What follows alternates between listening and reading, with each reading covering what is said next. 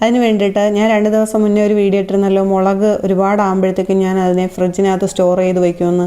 അത് ഞാൻ ഇന്ന് പുറത്തെടുത്തിട്ടുണ്ട്.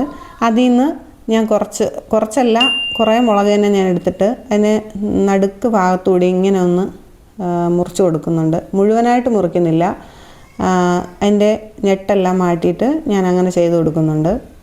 ഇതിന് വേണ്ടിയിട്ട് ഞാൻ കാന്താരി മുളക് മാത്രമല്ല എടുത്തിട്ടുള്ളത്, കുറച്ച് എരിവുള്ള ഉണ്ട മുളകും കൂടി എടുത്തിട്ടുണ്ട്. ഇതെല്ലാം ഞാൻ അങ്ങനെ തന്നെ ഒന്ന് കട്ട് ചെയ്ത് കൊടുക്കുന്നുണ്ട്. എന്നിട്ടൊരു ചൂട് കട്ടിയുള്ള പാത്രമോ ഒരു പാനോ എന്തെങ്കിലും എടുക്കുക. എന്നിട്ട് അതിലേക്ക് കുറച്ച് നല്ലെണ്ണ ഒഴിച്ചിട്ട് നമ്മുടെ ഈ മുളകിനെ നമ്മൾ അതിലേക്ക് ഇട്ടിട്ട് ഒന്ന് വാട്ടിയെടുക്കേണ്ടതുണ്ട്. അപ്പോൾ ഇടുമ്പോൾ കുറച്ച് ശ്രദ്ധിക്കണം. എന്താണെന്ന് വെച്ചാൽ ഇത് പുറത്ത് പൊട്ടിത്തെറിക്കാനുള്ള സാധ്യതയുണ്ട്. ദൂരെ മാറി നിന്നിട്ട് ഇടുക.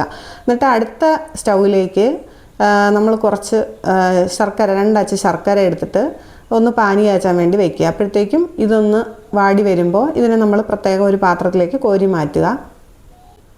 അടുത്ത സ്റ്റെപ്പ് എന്ന് പറഞ്ഞു കഴിഞ്ഞാൽ അതിൽ കുറച്ച് ആ എണ്ണയിൽ തന്നെ കുറച്ച് കടുക്, കുറച്ച് ഉലുവ എന്നിവ ഇട്ട് പൊട്ടിക്കുക. പൊട്ടി വരുമ്പോഴത്തേനും ഇതിൽ കുറച്ച് കറിവേപ്പില ഇട്ട് കൊടുക്കുക.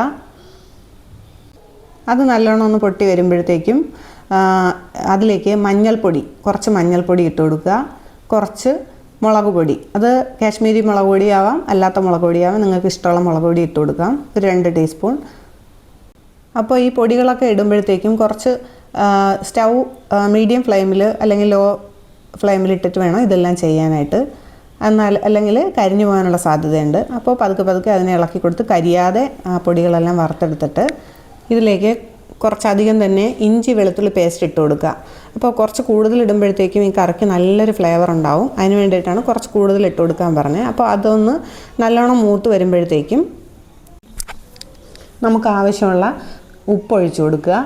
അത് കഴിഞ്ഞിട്ട് അതൊന്ന് ഇളക്കിയ ശേഷം നമ്മൾ നേരത്തെ ശർക്കര പാനി കാച്ചിയില്ലേ, അതിൻ്റെ ആ ലായനി ഒന്ന് ഒഴിച്ചു കൊടുക്കണം. അത് കഴിഞ്ഞിട്ട് ഇതെല്ലാം കൂടെ ഒന്ന് മിക്സ് ആക്കിയതിന് ശേഷം നമ്മൾ കുറച്ചധികം പുളി തന്നെ നമ്മൾ ഇതിലേക്ക് ഒഴിച്ചു കൊടുക്കേണ്ടതുണ്ട്.